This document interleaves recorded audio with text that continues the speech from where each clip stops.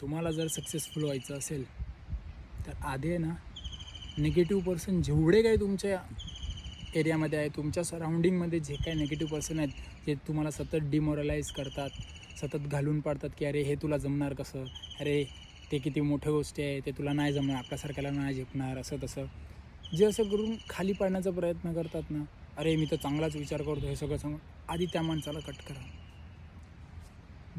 ज्या त्या व्यक्ती, जो तो व्यक्ती तुमचं चांगलं बघूच शकत नाही, तुम्हाला चांगलं काही बोलूच शकत नाही, त्या माणसाला आयुष्यात ठेवण्याची काही गरज नाही आहे, काढून टाका.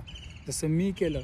माझ्या आयुष्यात जे कोणते निगेटिव्ह पर्सन होते, सतत निगेटिव्ह अप्रोचने बघायचे, एखाद्या व्यक्तीकडे बघायला, विचार करण्यामध्ये नेहमी निगेटिव्हकडे विचार करायचे की अरे असं कसं होईल, त्या माणसानं मी कट करून टाकलं.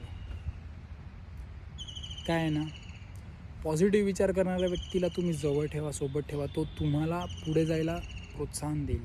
आणि तेच जर तुम्ही निगेटिव्ह माणसाला सोबत ठेवलंच तर तो सतत तुम्हाला खाली पाडेल. तुमचं सक्सेस रेशो नेहमी खाली जाईल. तुम्हाला जर सक्सेसफुल व्हायचं आहे तर हेच लक्षात ठेवा की जे कोणते व्यक्ती तुम्हाला पॉझिटिव्ह रिस्पॉन्स देत नाही, तुम्हाला अरे चल यार कर मी आहे, चल कर तू, चल पुढे चल मी आहे मागे, तशांना ठेवा.